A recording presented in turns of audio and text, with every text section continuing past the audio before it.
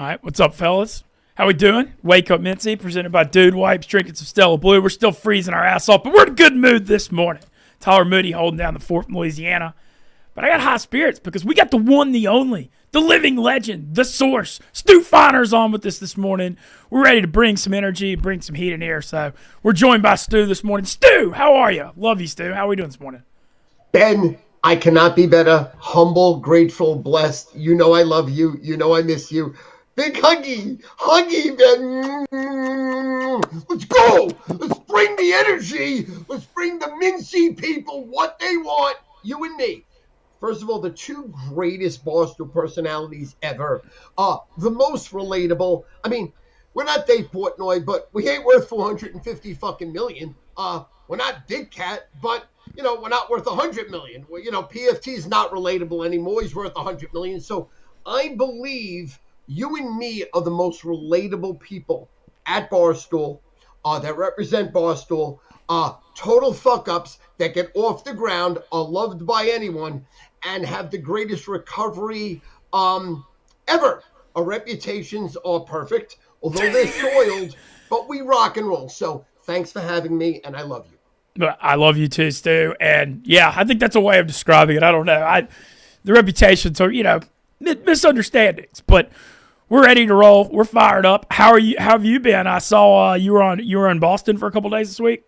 Yeah, listen, I love Boston because it's probably my second home. In the early 80s, I was partners with a lot of people that we sold all the merchandise to the Bruins and the Red Sox and the Celtics. And I had businesses in Camden, Quincy, and Hyde Park. In addition to it, I opened a sports service, and I moved the Godfather Howie Finder down there for 6 months, and he ran a sports service with some other people in the industry. So I love Massachusetts. I love Boston, and they treat me so well there. You know what I'm saying? I brought a couple of friends down there, met up with DraftKings, and DraftKings is fucking amazing. Saw the whole facility. It was unbelievable. And they're so nice, and they took me out to one of the greatest dinners I've ever had in my life. I posted it online. I don't know if you saw it, but the food was incredible. We ate all night. We drank all night until the wee hours. It was debauchery. You know, it was like a Caligula type situation. I'm not going to kiss and tell where we went, what we did, but let me just say, you wish you were there. You know what I'm saying? It's like one of those situations. But everybody I see in Boston, like, Stu, I love you. Stu, let's smoke a blunt. And I told them I don't smoke pot no more. You know, Stu, let's go to this bakery. I'm like, well, I don't eat sugar anymore. They're like, Stu, how about, 15, 30, my girl? And I said, well, I don't have a prenuptial either, so I can't do that. So the three things they offered me, I had to say no. But I am in groove, in focus, and I'm ready to roll. And I love Boston, but it was fucking cold. I mean, you can relate to that. You're in Chicago. It's cold, 7 degrees with a wind chill in your face. It's fucking cold. No doubt about it. We're freezing our ass off here too. It's been like 5 all week. Stu, what is life? You get offered 15, 30. You get offered all these amazing meals at bakeries, marijuana. You say no to all of it. Are you finally maturing here in your early 60s? Not really. I you know what I'm saying? I haven't gone to Greece yet. I haven't gone to Tahiti.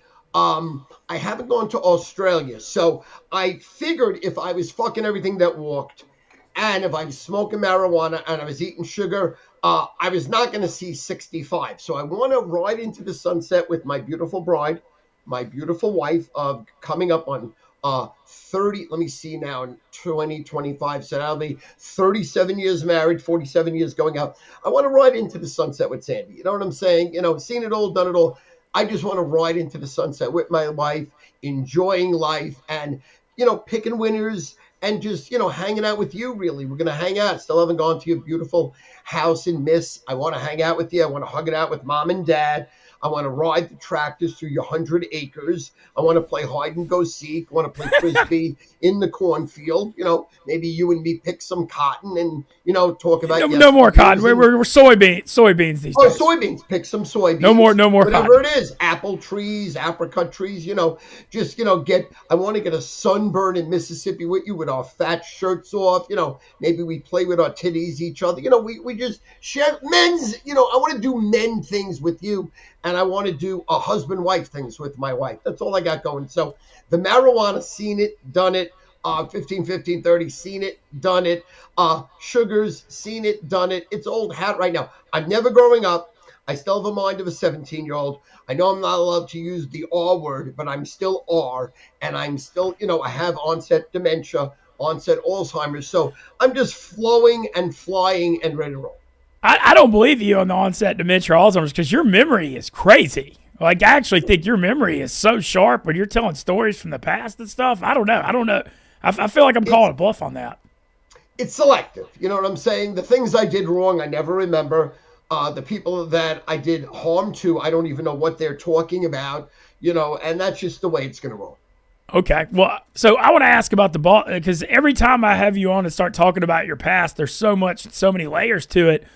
I didn't know you had 6 months in Boston in the 80s. What was that like? Well, no. I had like a decade. You were I didn't know you were in Boston. I didn't know you were in Boston. I had a decade. I lived in Farmingdale, but I commuted every single week, and my father lived there for 6 months. Yeah, I had a lot of friends in Massachusetts. You know what I'm saying? I had a tremendous amount of friends. And then when the Mets went to Boston down 2-0, which is one of the greatest stories I've ever told, I bet $20,000 with a mafia bookmaker on the Mets winning the World Series. And they were down 2-0?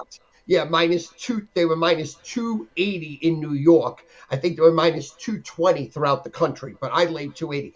And the bookmaker only wanted to give me $5,000 because he knew at the time that I wasn't going to immediately be able to pay. I would eventually be able to pay, but I wasn't immediately be able to pay. And I got a fight with the guy. And he called me, I don't know if we're allowed, well, I can say it because he called it to me. I'm not saying it. He called me a kike Jew. I'll break your fucking legs if you don't have the money if you lose. So first game, we lose 1-0. Ron Darling pitched at Shea Stadium. An error by Tim Tuffle went under his legs. They lose 1-0. Game 2, Dwight Gooden, the cokehead that he was at the time, no one actually knew how bad of a crackhead this guy is, gets absolutely annihilated, and they blow us the fuck out. So we're down 2-0. So I said to Sandy, listen, I'm going right now with my friend Randy Farinella. Shout out Randy. We leave with no money in our pockets, get on a plane, no clothes, fly to Boston. We stay up for 4 straight days in Boston. We go buy clothes, hang out, and I meet a lot of friends in Massachusetts during that 1986 run. We win game 3, win game 4. Did you go to the game? You did any of the games? Yeah, I went to every game. Bruce Hurst beats us in game 5.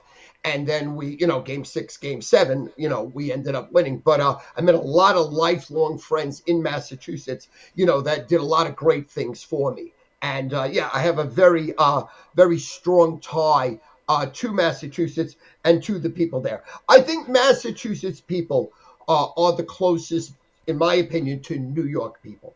You know what I'm saying? And then I guess it's Philly, Massachusetts, New York, all the same people. Tough, boisterous, loud, and over the top, and everybody mostly hates us. You know what I'm saying? Like we used to go to, when we went to either Shea Stadium or Yankee Stadium or Fenway Park or anywhere in Philadelphia, as a Met fan, I was able to scream, "Kill him! Fucking kill him! You might," and that was how people acted in those days. Throw beers on fans, fight with people, you rough it up, and it was cool, you know what I'm saying? No one went to jail. Everybody understood, in the middle of the 3rd inning, if you want to swing, you swing hands, you dump beer on people, and then, then the game starts, and then we're ready to roll. Not like that anymore. People go to jail, then they take it to a next level, and then people want to sue you. I handle my business on the street.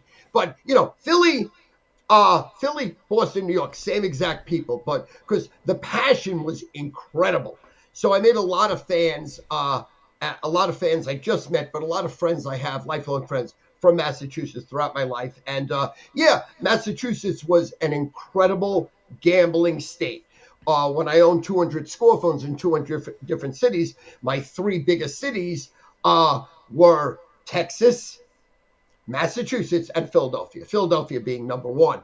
So, the gambling there, the intensity of the gambling was incredible. Everybody loved to bet. Everybody loved to get fucked up. Everybody loved to brawl, loved to fight. And then, you could smash someone in the face, break their nose, bring them to the hospital, it gets fixed. Nobody rats you out. It was just how it was in the 80s. Obviously, that's not how it is now. You get stabbed, someone shoots you in the fucking head, totally different story. You get lawyered up, but it wasn't that. So I respected and I love Massachusetts. I respect and I love Pennsylvania, and obviously I'm a New Yorker through and through. East Coast guy. Well, so when the ball went through Buckner's legs, I bet that had to be like an awesome sports moment for you, that series. Me and Sandy were in the stands, and and that's why I love my wife, because she stood up like a fucking real friend, not like a wife, not like a woman, not like a man, like a fucking friend. And she said, well, I guess, before that happened, she's like, well, I guess I'm gonna have to sell my engagement ring so you don't get your fucking legs broken, right? Because she knew the whole situation, she knew the whole story. And I said, I guess so, honey, I'll get you another ring. And then that happened, and it was just incredible. And then Game 7 got rained out. It's supposed to be on a Sunday, and it got rained out. So Game 7 was on a Monday, and then the Giants played the Redskins that night on Monday Night Football too. So we hit like a super duper parlay of the Mets, of the Giants. It was just incredible. Yes. So, Game 6 was unbelievable. Game 3 to me was the most important game, because down 2-0, if we lose Game 3, it's over. Lenny Dykstra led off with a home run, and then then we won Game 3, got a little momentum, and then I think Bobby Ojeda, I think he pitched either Game 3 or Game 4. He won, and then so we win Game 3, win Game 4. No one really thought that Bruce Hurst was going to lose in Game 5. In reality, no one thought that. And then Game 6 was up in the air. And obviously, even Game 7 was up in the air, where Sid Fernandez, Ron Darling started in Game 7, got shelled. We got down really fast. Shea Stadium was like you could hear a pin drop. And then Sid Fernandez came in, the big fat ass Hawaiian, and threw shutout ball until we got going. And then Darryl hit the big home run to put it away. And then the rest is history. But, the Mets by far had the much better team. We really should have won the World Series in 86, 87, and 88. 88 when Mike Scioscia took Dwight Gooden yard, and then that was the year that the Dodgers won the World Series. That was we had a much better team. Yeah, that was the Kirk Gibson home run. We had a much better team. But who knew that the entire team were cokeheads? We didn't know Kevin Mitchell was a cokehead. We didn't know Keith Hernandez was a cokehead. At least they handled their business being cokeheads. But, Darryl fell apart. Dwight fell apart. It was absolutely insane. They were psychos. They were looking to, snort coke, fuck your women, pillage your entire team, beat you up and beat you. But, at the end of the day, it was one of the greatest roller coaster rides from a personal standpoint, from an emotional standpoint, from a Mets standpoint, and from a gambling standpoint that I've ever, experienced, in addition to not wanting the Mets to lose. But, my life literally was on the line. Literally was on the line, because the bookmaker hated me. He absolutely hated me because I called him out. And, most of the time, at the time then, in the 80s, you don't fuck with Mafia. No. Mafia doesn't tell you they're coming. They send people and they break your legs, or they beat you the fuck up, or they really kill you. They kill you, cut your body up, distribute it all over the place. No one got caught then. There were no cameras. There were no rats. There was, intimidation. There was the Mafia, and you don't go on the wrong side of them. So by the grace of God, that was one of the biggest bets I've ever won. And, one of the most lucrative weeks of my life. And then, within the next month, I lost all the money anyway. That's how it rolls. You know what I'm saying? It's just how it rolls. Easy come, easy go. You know how that is. The thing that's fascinating to me is how Sandy handles this. And is like you said, 37 years of marriage. I mean, I see why you stand by her putting up with all this shit. I can't imagine all the situations she's seen over the years. Oh my God! It's the reason she had a heart attack 4 years ago is probably the wear and tear of being with Stu Feiner. Surviving Barstool. They have this thing. Forget that. It's surviving Stu. That's much worse. How wild! So you mentioned the Mets thing and how wild it was. I'm curious how wild that cocaine culture was in like New York in the 80s. Yeah, well, it was. Then it was like a rich man's drug. Okay. Then it was very expensive. And, I made a lot of money, my first year in business, 1982 at 21 years old, I made $250,000. So I had access to money. And then my brother, went into the drug dealing business at a very young age. I never did. I never would. I sold marijuana, which was, basic then, even though if you got arrested, you went to jail then. But, he dealt in cocaine and he hooked up with these Colombians, and it was insane. I didn't have the balls to do it because I didn't want to go to jail. I never bookmake one guy in my life, never sent anyone to a bookmaker, never bookmake, and never stole cocaine, because those are the two things in the 80s, at least. You got arrested, you're going to fucking jail. And I would last one moment in jail. Although a lot of my friends are in jail and I would be protected in jail, I'd be aligned with people in jail. I could not, handle being in jail for a day. I know myself. It's not the way I roll. I'd hang myself day one, and that's how my story would end. So, but as far as cocaine, I was in rooms with 20 kilos, 30 kilos, guns, Uzis everywhere, they Doberman pinches, hung, it was a bad, scary situation, although it was normalized for me because it was that was how we did it, how we lived. And then, in the 80s, up until I guess the early 90s, people were allowed to snort coke right on their fucking desk and smoke cigarettes and smoke pot right on their desk, whatever it did, as long as you were writing business for me, as long as you were dialing the phone, dialing and smiling, I didn't give a fuck what it took, I don't care if you're on Quaaludes falling asleep. I don't care if you're tripping on acid. I don't care if you're snorting coke, smoking, 2 packs of cigarettes. There were people that smoked the cigarette, it went out, another cigarette was lit right in the fucking ashtray. And, that was the culture then. It was what people did. It was what people who had money did. And we were so young too, we were young. So, and then that's really how it rolled. It was part of life. It was the same way as you wake up, have breakfast, you wake up, you snort an 8-ball, snort another 8-ball, you stay up all night. You're up for 7 days in a row. You could handle it, and that's really, what it was then. It was a lot of fun. Now you're looking back on it like that was fucking crazy, or you would never want your kids to go through what we did, but we did it. We were battle tested. I think, we were much tougher, we partied better, we were more responsible. Maybe we were just fucking lucky, maybe we were just lucky, what I'm saying? We used to drive, totally wasted out of our minds, can't even fucking see. No one died. No one got in car accidents. It was extreme. I'm talking unbelievable, very little tragedy. Maybe God just watched over the insane, and that's really how it rolled because we lived insane. What we did in a day, people don't do in a lifetime, and we did it every day for a good, I would say from 82 to, when did I get married? 82 to 88 was out of fucking control. Out of control. Every day, every night, psycho situation. It was how fucked up you can get every night, staying up all night, coming into work, not showered, smelling like a sewer, but just grinding and making money. And that's just what we did. It was a 6-year insane party. So when you did get married, kind of slow you down a little bit? Oh yeah, no, 100%. What slowed me down is when Sandy, when we came back from the honeymoon, we said, we went 2 weeks Italy, and then we went on a cruise for 2 weeks. I think I got married 198. I came back like 228. Sandy was like 100 pounds wet. And then we're like, when, Sandy's like, our plan was to have kids immediately. And then she's like, no, this was way too much fun. P.S. a month later, she's pregnant. So she sat me down and she says, I don't want you to be a father that's, a drug addict, that's stoned, that's not, present mode.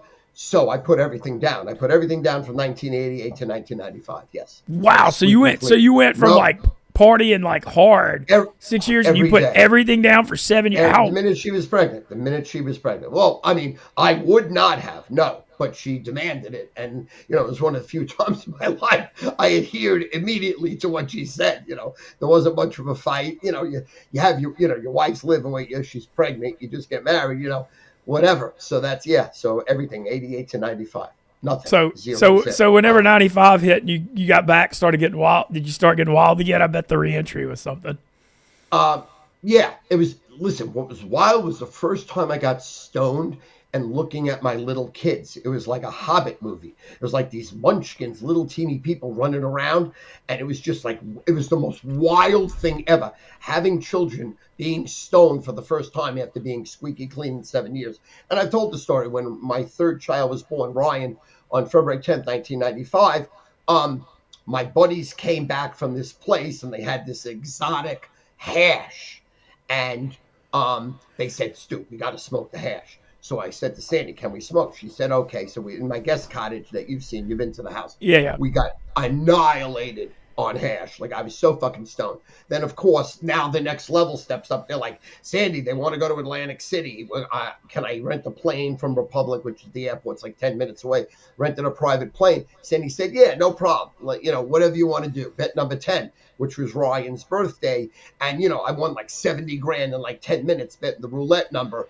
And then I came home and I exchanged her wedding ring for an upgrade wedding ring. It was one of the few times that I held on to the money I won gambling. You see, not only was I a horrific gambler, but when I won, I wanted to spend the winnings quicker than I won it. You know what I'm saying? Like, I just wanted to spend the money or give the money away. It was one of the two.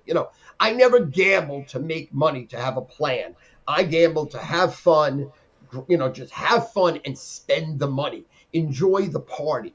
The spending the winnings was better than the winning. See, the anticipation of the winning is the best for me. It's like even when I was doing coke or smoking marijuana, the anticipation, or going out to a great meal with friends, the anticipation is everything. Once you're doing it, it's over. It's fucking over. You know what I'm saying? It's like chasing highs. Yeah, that's it. But the anticipation. So, but that was one of the few times that I scored out. And then, really, I have not been able to put it down since, be honest with you. From 95 forward, it's been a struggle. I went up to fucking 262 at one point, smoking ounces of marijuana. And, coke I do randomly, but not really, never got into it the way we got into it, where it was every day, as much as you can. And the only reason we stopped is we needed sleep. That was really, to sleep, because you're just zipped out. But then we could stay up for a week straight and be cool and function. You know what I'm saying? That's really how it rolled. What was so did you go to Atlantic City a lot back in the day a lot when you gambled? Like, what was the old school AC? What was the old school AC like? Because I know now, it's still got some nice casinos and stuff, but it's not what it used to be. Well, when it first opened, it was amazing because it closed at 4:00. So, like, normally about 12:30, we'd get the itch, and we'd have to fly there because it took like 2.5 hours, flying there. And I made it once in like an hour and 50 minutes. That was blowing every light, every toll, and doing like 140 flat out. We blew through the tolls, through everything, zip in there, on two wheels, skidding around right there. And normally we'd get there at like 3:30 in the morning, and we'd run to the table. We'd fucking gamble from 3:30 to 4. It closed at 4. Then we'd have a big fucking meal, and then we'd snort an 8-ball in the car coming back to go to work, because we'd get to work at like 7. We, all work hours used to be 8 in the morning until 8 at night. We worked 12 hours, and that's really what we did. We ate breakfast, we ate lunch, we ate dinner. I normally paid for most of the food and supplied everything, and then we just rock and roll. Damn. Well, you got me beat. Like, we used to, late night, would leave Ole Miss bars and drive an hour to go to Tunica, Mississippi, but that's not near as wild as what you got. Damn, I would have loved to have seen AC back in the day. I guess I watched Boardwalk Empire and saw the history of it. There's a lot of cool history there. And I know they still got the boardwalk and have some nice casinos, but it kind of, I don't know. That was back in the day, though, when it was just Vegas and Atlantic City. That was it. So Atlantic City got the whole East Coast, and now we live in this world now where there's casinos like everywhere, and so it's kind of just changed the economy of it a lot. Yeah, people just don't really just do not understand how it was, where, especially betting on sports, all you could bet is in Nevada. Otherwise, you're betting illegally with mafia bookmakers. That was it. And it was just, the dynamic was so crazy. Like I was telling the story with Barstool. Well, not with Barstool, with DraftKings when we went out to dinner. In 1982, I needed to get a merchant number to accept payments through MasterCard and Visa. So I went to like 10 or 15 banks in New York, and they were like, Stu, first of all, we don't believe what you're telling us. You're running some elaborate bookmaking scam or scheme. I'm like, no, no, no, no, no. All I want to do is accept money for my selections. I'm excellent at what I do. I have a system that works. I go against the grain, against the public. I have actual customers in all 50 cities, and they work for me and send me the newspapers, and they report to me on, at the time, was real high quality inside information, whether it was weather, whether it was injury, whether it was like revenge. They had a real feel for it, and we were equal, if not a little ahead of the odds makers. So when I came out, so when it, like, for example, Miami Dolphins, I remember a game, a line open 43.5. Guy called me, they were playing in New England.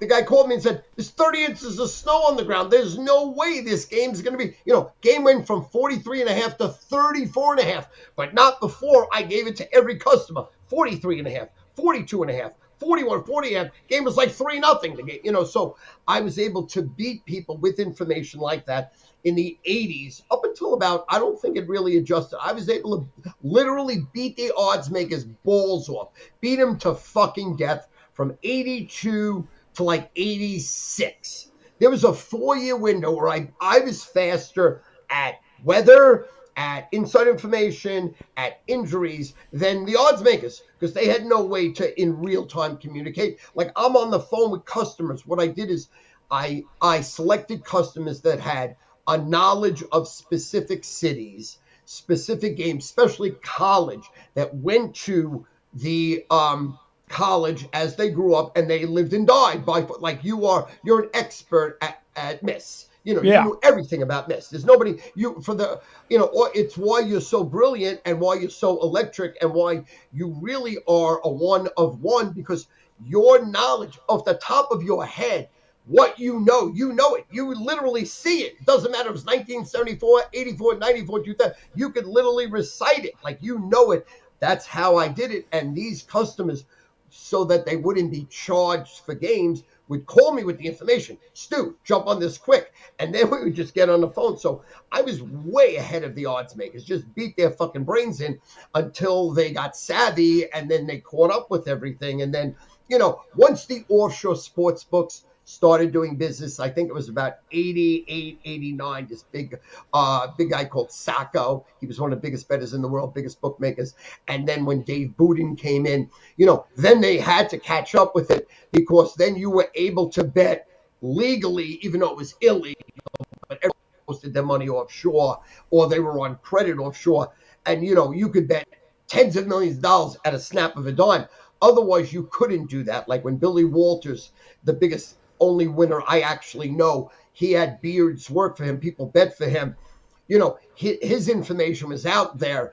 He had inside information similar to what I'm talking about. He was able to beat the bookmakers, but, they just shut him off. They shut him off when he was betting. But once offshore opened, then the odds makers were better than the actual sharp bettors, syndicate bettors, and it's been like that ever since. You're not beating an odds maker right now. Yeah, I was going to say, nowadays... You can win games, you can win money, but you're not beating him. In real time, they know either before you or at the exact same time, with people like me that study it, that, we get the inside information, the information that's not posted quick, that the law, when I say inside information, it never means a fixed game. It never means it's a setup. I get the information directly, exactly when the sports books or the odds makers get it, and then they adjust. I'm equal with them. I used to be able to fucking murder them in the 80s, but, not anymore. I'm behind them now, probably. To be honest, I'm behind. I had one story of getting info on a game before. It was a couple of years ago when Ole Miss was playing Tulane in New Orleans, and Ole Miss was like a 7-point favorite. It was like the second or third game of the year. And somebody, I'm not going to name who, obviously, but somebody told me that morning that the Tulane quarterback was out. And, like, it was a thing all week that he was supposed to play. And so I found out about it. And the game, it was 7 then, and the game kicked off at 13.5. Like, that was crazy. That was one of the only times I was, like, ahead of it. But it was nuts.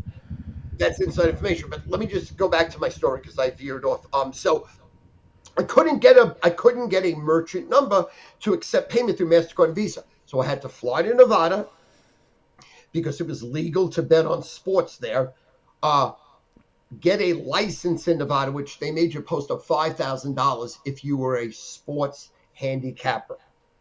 And then I had a certificate that I was licensed in Nevada to sell sports picks. Then I came back to New York, and it's still New York would not give me a merchant number. Massachusetts would not give me a merchant number. Pennsylvania would not give me a merchant number. But we had a connection in Connecticut at a bank in Connecticut, and they gave me my first merchant number. And I was able, we immediately, first year in business, we did like $1 million on credit cards. So, because it was very easy, you just give me the credit card, give me the credit card, give me the credit card, and we, then in the 80s, it was a high pressure sale, and, I taught all my salesmen, it was like in, 82, do this. What's that MasterCard? Listen. Do this. I got a game, not going to lose. What's the MasterCard number? Give me that number. 5 what? 5 what? 5. Listen. Give me that Visa number. 4 what? 4 what? 4 what? 4 what? 4 what? 4 what? And I'd have like 30 people on the phone screaming that. And of course, we just closed the fucking sale. You just close it. But anyway, so what happens is this. It's fucking wild. 6 months into me killing. I'm rolling. I'm, off to the races. Knock on my door. Open the door. I get hit with like 100-page fucking like documents that I'm being sued. It was wild. I got served with papers. How about this? A guy in Nevada lost like gazillion dollars gambling, and he killed his wife to get the insurance money that he had on his wife to pay his gambling debts. Obviously, he gets caught. He fucking is in jail, gets a lawyer. The lawyer sues all the sports services. Every legal sports service in Nevada that did what I did, that had a license that was legally allowed to sell picks, gets fucking sued. I'm shitting in my fucking pants. I'm thinking, and their lawyer was amazing. He was like top of the line. First of all, I never got a lawyer in my life. I didn't know what to do. I got to a fucking lawyer. The lawyer was nervous. He's like, I don't know. This precedent is brand new. Yeah, and this is like the Wild West. This is the Wild West back down with the gambling. Exactly. So I had to pay the lawyer $5,000 and settle the fucking thing for $25,000. So it was like, I just settled it. So he, whoever, some of the people said, fuck you, but I was young. You know what I mean? Like, some of the people that had experience, similar to like, Donald Trump does now, like President Trump, that was my friend in the 90s. He was my casino host. He was my like pit boss, in the 90s. He was the first person to give me $100,000 credit line times 7, at all his casinos, Trump Taj Mahal, Trump Plaza, Trump Castle, Trump Marina. I went to the Trump. I love Trump. So I settled immediately. Trump would have been like, fuck you, take me to court. Let's go to fucking court. And that was it. But first of all, I would have had to fly out to Nevada. I'm 22 years old at the time, scared out of my mind. That wasn't going to happen. I'm not, that wasn't going to happen. So we just settled the fucking thing. But, that was the MasterCard Visa story. So you just brought up the Trump thing. I got to ask. So what was that like when you knew Trump in the 90s and he was building his business? He said what was he like? Well, my father, we lived in the Beach Haven Apartments, which is on Ocean Avenue, West 2nd Street. And the apartment, the 6-story buildings that Fred Trump owned. Fred Trump made all his money in real estate. Donald started off with his father's money, which was much easier. When your father's a multimillionaire, when there were very few multimillionaires out there, Don was able to play with his father's money. His father taught him a lot of things, and his father's lawyers taught him a lot of things.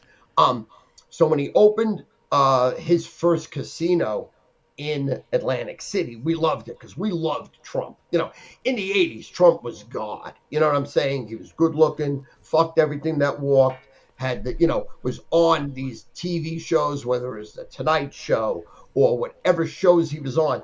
He was like an icon. First of all, he was his father's son, and he was totally successful. And like we didn't know how he became successful, but the man was successful. He's buying buildings left and right, bought a casino, was the front man for the casino, spoke about it all the time. So when we went to the hotels and we saw him, it was absolutely unbelievable. We were like, there's Donald Trump. It was like seeing Frank Sinatra. It was like seeing Elvis. It was like seeing, like any superstar. And they were even above, let's say, professional athletes, where you idolize professional athletes, but he was above professional athletes. He was like, an icon, total icon.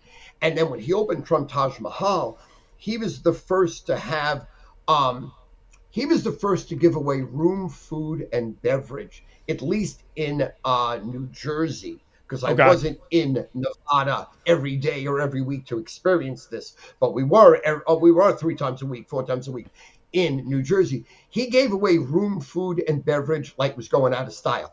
Top shelf champagne, top shelf food, top of the line rooms. I used to have 2,000 or 5,000 square foot rooms, and I was able to get 4,000 or 5,000 square foot rooms for all my friends and pick up all their food and pick up all their, going there, transportation. If we didn't take limos that Donald picked up, he let me rent planes from Republic Airport, again, very close to my house, and fly everyone there and stay for unlimited. Like, they never threw you out.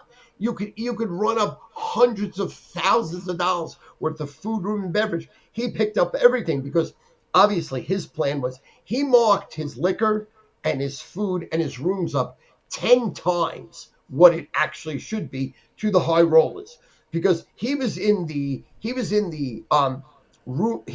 beverage business, he was in the food business, he was in that concierge business. So what he did is he marked it up 10 times, and his plan every time he opened a casino was not to make the casino successful. He wanted the casino to fail, go into bankruptcy, and then he just negotiated with the fucking banks and he bought everything back. His first 4 every casino we ever had went into bankruptcy. Every casino, but it was that was the plan. It was on purpose, because then the bank was holding the casino, couldn't sell it to no one, was over leveraged. He doubled, tripled, quadruple loaned it because he was able to pitch himself. He was the greatest salesman ever. So he was able to say, listen, this is worth, I know right now it's worth $1 million, but it's going to be worth $100 million. So he was able to over leverage every one of his properties, went into bankruptcy, and he bought it back for 10 cents on the dollar. And then he didn't pay. Wow, that's crazy. That's what he does. That's what he's done his whole life. His whole life. He's never paid taxes his entire life. Never. He just circumvents the law, and it's a gray area. Look, he's never gone to jail. He's never, even when he's guilty, he circumvents it and beats it again. But that's what he's done since the late 80s. So, we love the fucking guy. We looked at him as like he was bulletproof. He was like a mafia don to us in the 80s. And then then all of a sudden he would give me a $100,000 credit line. I'd lose it. He'd give me another one. I'd lose it. Give me another one. I'd lose it. I'd go to another hotel that he owned, get another 100 there, lose it. 100 there, lose it. It was fucking great because, not that I was losing it, but I wasn't looking to make money. I was looking to be in action. I was looking to be a big shot. I was looking to have fun, like having $100,000 in the 80s and the 90s rolling dice is like bananas. Like my whole life is on my whole financial life is on the roll right now, me throwing the fucking dice. I had the ability to earn at an unnatural level, or whatever hole I put myself in, I was able to earn my way out of it. Most people can't do that. Like most people are betting over their heads and have well, what's your plan to get out? Well, my plan to get out was to get on the telephone, pick some winners, get some great customers, grind it out, go on a psycho winning streak, and then earn my money and pay my debts, which is, basically what I've done my entire life. So, but Donald was fucking great. And, I had a lot of stories with him about, listen, he fucked everything that walked. He had Really? a line of women. I believe it. Oh my God. On, 11s, just looking to fuck them. Just waiting there like, little birdies looking up when you're feeding them food. They were like, please, they were begging him. They were on his coattails. So in other words, that's how he grew up. I mean, that's who he was. That's, look, and that's why, Like, look, it's impossible to believe that this fucking guy still to this day has never drank, has never smoked, can stay up for 72 hours straight, and is sharp as a fucking axe. Now, you might not like what he stands for. You might not like his, ideology, political. I'm not talking about that. I'm Yeah, just no, no. talking as a human. It's unbelievable. There's nobody been like him. There's no like even when No. Joe Rogan was with him, they said he stood up. He was up for 72 hours in a fucking suit and tie, looking perfect, looking like a king, and just he's unbelievable. So he was very friendly. He was very hospitable to everyone, but especially your high rollers. And at the Trump Taj Mahal, where the high roller tables were, he created this insane pit where, it was minimum like a $5,000 a hand play. And the restaurant was called Scheherazade at the Trump Taj Mahal, where you walked from your table after you lost all your money. You didn't even have time to sulk because he brought you right into this restaurant, put 10 bottles of Cristal champagne, Dom Perignon, right on the fucking table, banged you out with fucking shrimp this big, lobsters, filet mignon. The waitresses were fucking unbelievable. The service was impeccable. After the appetizer, they changed the tablecloth. After the first course, change tablecloth. After the meal, change tablecloth. You're eating dessert. You're drinking $2,000 bottles of fucking, port wines and after dinner drinks round the clock. So you would just wind and dine. So even if you lost 100, which I lost, like it was like, eating candy, chewing gum, you just had a $10,000, $15,000 meal. All your friends will wine and dine beyond any comprehension that they ever could do on their own, which for me is, why I live. I loved impressing my friends. I love bringing my friends along. I was the only person first 10 years of my life that I ever met that had any money. And I went through literally tens of millions of dollars impressing these people because they were with me. They were why I made my money, so they rolled with me. But Donald knew that was the key because couldn't go like I didn't mind losing the money because the guy treated me like gold. It was like that, it was worth it for me. Do you know what I mean? I had these certain times when we were really rolling. I had 5,000 square foot rooms, 3 levels. I had an elevator in my room. I had a butler outside the fucking door. If I wanted anything in the fucking world, I told him, he went and got it. It was back. It was wild. It was like a movie, like a fucking movie. And we ran like that for, not 1 week, not 1 month, a decade like that. It was great. And Donald was impeccable. The best of the best of the best. It's fascinating that it sounds like he took, because I remember back in the day, Nevada would give out like the free rooms and suites and food and all that. And I guess nobody felt like they had to do it in Atlantic City because you have so much East Coast population and money there. That's pretty brilliant that he was the first to do that, actually. Oh no, he there was no his room, food, beverage, and transportation was 10 times better than any casino ever, any casino ever, and but he couldn't keep it up because they just kept losing money and losing money and losing money. But who knew? But that was his end game. That was his end game. Well, change the subject, but I'm curious. I know you're a hockey guy a little bit. Have you ever seen anything like the hype of this U.S.-Canada game tonight? This Four Nations final in Boston. I know you were just in Boston. This tournament's like taking over. The NBA is like not even carrying their jockstrap. What they did to their All-Star weekend tonight should be something in Boston. Oh, 100%. Well, you know what it is? It is the perfect storm. Number one, college basketball right now is coming into the stretch where it becomes great with the conference tournaments and then March Madness, but it's not there yet.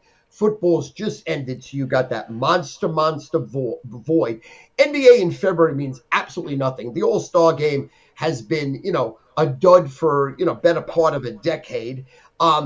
And the NHL has been able to take advantage of that void right now. But to take it to even a next level, you have to again thank President Trump, Donald Trump, for literally putting Canada against the wall, making Canada like his redheaded stepchild saying, hey, listen, Canada, 51st state. We're going to tax the fuck out of you. We're going to make you the 51st state. You're below us. So then the people of Canada now that have so much pride in Canada, so much pride in Canadian everything. And their main, product, as far as the United States is concerned, is hockey. They created hockey. They were the hockey, when the six teams were formed, they were right fucking there. And they take a lot of pride in being the greatest team. So it is the perfect storm. And then you get the rivalry with USA and Canada and the fights that happened. So it was like a UFC, MMA, United States going to war with Canada. It was just the perfect storm. So, yes, it's as big as the Super Bowl. I mean, tonight, untold people are going to watch it. Untold people are going to bet on it. Lives are going to be on the line tonight. And I think the teams, it's almost like a gold medal. It cannot be bigger, but it's a perfect storm. Yeah, that's tonight. USA versus Canada, Four Nations final. I can't wait to see it. And like I've kind of just like so many others, just picking up the hockey. I have a question too about NBA. Do you think the NBA? It seems like the interest is down for the NBA now. Have you noticed that at all? I want to tightrope this a little bit. Well, you're in New York though, where people always care so much about the Knicks. Well, I mean, NBA basketball in New York can't be any bigger. So when people say that, I have no idea what they're talking about. Okay. You go to Boston, Celtics are, the champions. They have the best team. They have a all-world team, an all-generational team. They literally could win this year and win next year. It's their championship to lose. So East Coast is unbelievable. New York, the Knicks they supposedly, the people that love the Knicks, it's crazy. We could talk Knicks every second, every minute of the day. People love the Knicks in Massachusetts. All you're doing is talking fucking basketball. Even in Philadelphia, they suck. They're a tragedy. They're a train wreck. All they do is talk basketball. So I do not feel what the nation is purporting. It's just total fucking nonsense. I mean, they didn't just give them $20 billion because they don't write. They write worldwide. LeBron is bigger worldwide than fucking anyone. Like he's bigger than Donald Trump. LeBron is the biggest. These superstars are biggest. NBA is rolling. But how I've noticed it, to be honest with you, and I want to be careful here. There has always been a racial problem in the NBA because I deal with the nation and people don't like a lot of NBA because of a reason. And people have said that for a decade. 15 years, they haven't watched NBA because they're racists. I'm being honest. They don't like it. You don't have your white superstar, and these racists will not hammer it. Now, I hear this because I'm selling the product. Yeah. They're like, nah, I'll bet basketball, I'll bet baseball, but I'm not betting the NBA because. And that's been for the better part of 2 decades. Really? But that's kind of surprising. And that's the underbelly, the underlying thing, that people don't hear. How would you ever hear it? I hear it because I'm on the telephone. I'm texting people, about it. So that's there, especially the South. They're like, hey, listen, I'm out.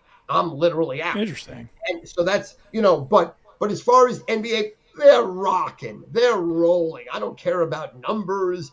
I don't care about anything. And in New York, every second we're talking Knicks. They live and die by the Knicks. The Knicks are, a bona fide juggernaut that I don't think they can beat the Cavs. I don't think they can beat the Celtics. They can't defend the 3. You can't defend the 3 in this day and age. You can't win the championship. Now, in theory, do they have the firepower to beat teams 149, 148 every single night of the week? I don't know. They don't have an inside presence. I don't know. But, and when people say the NBA is just, like Draymond said, running up and down and hitting the 3, who gives a fuck? That's what it is. I want to see you hit 3s. I want to see, people say, oh, it's easy to hit a 3. Go hit a fucking 3. Are you out of your mind? Besides Jersey Jerry, nobody can fucking just nail 3s like it's butter. And, he's a 5'5" white guy. Besides Jersey Jerry, no one can fucking do that. It's unbelievable. But I think it's bullshit. I think it's nonsense. I think it's just garbage, total garbage. You know what I'm saying? These athletes are amazing, better than ever, would torch teams from years ago, would shred them into the floor. They're bigger, better, stronger, faster, much more skilled. Their bodies are much more developed. And, it's the greatest game in the world, to be honest with you, as far as my eyes are concerned. All right, last question I got for you. Do you have a favorite March Madness or Final Four gambling memory? Because I know there's got to be some of that coming up.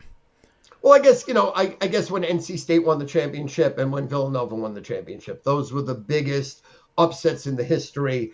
I ran them all the way through. I had them all the way through because they were underdogs, because they weren't supposed to win. So that always stands out in my mind as just unbelievable. But, because I'm in the business, I am not allowed to attach myself to a favorite team because that affects me. You know what I'm saying? My heart can't be where my money is. You know what I'm saying? And I don't want – it's hard enough to pick a winner. It's hard enough to grind out. It's hard enough that at 6:30 Eastern or 6:45 Eastern, when I get updated from all my syndicates and all my sharp money comes in and all the people that report to me, Stu, this is it, this is it, this is it.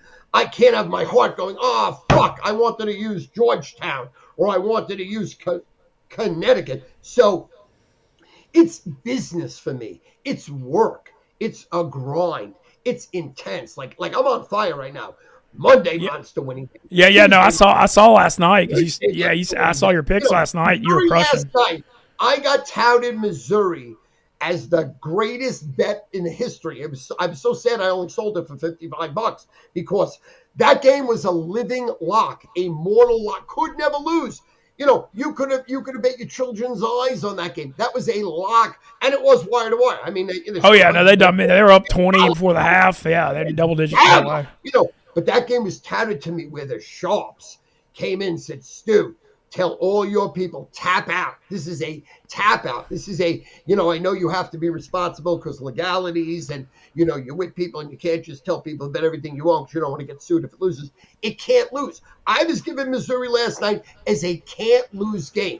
And, if you bet Alabama, you're a sucker or you don't get information. You know what I'm saying? Like, they had no prayer. They had no shot. The inside information, the inside people, the sharp people, the syndicate people knew that Missouri was a living lock. Missouri smoked Bama. Well, Stu, freaking awesome. Love hearing these stories. I mean, made my whole morning just hearing those stories there's no one. I mean, there's never going to be another Stu Feiner on earth, and I freaking love our relationship, and I just can't say thank you enough for joining us this morning. I mean, that was just like a treasure trove. Like, I don't see how it could have been more fascinating. Listen, I love you. God bless you. A couple of quick plugs. You get my picks at StuFinder.com or on my social media. Cameo.com/StuFinder for my cameos. And I love you, Ben. I would do anything for you. You're my soulmate. You're the best. And, people should never take you for granted because you're articulate, smart, brilliant, photographic memory. No one has the skill set you do, and you're sexy as fuck. That's all I gotta say. We're let's get hot 2025. You're looking good too. We're on it right now. We're ready to roll. Well, shout out Stu. Thanks for joining us on Wake Up Mintzy. Shout out Moody. Dude Wipes. Get them Walmart, Target, Amazon, all over the World Wide Web. Dude Wipes cleaning up all your messes. Amazing product. Let's have a hell of a day. The Hunter Elliott Ole Miss interview with the Ole Miss Ace will be out soon.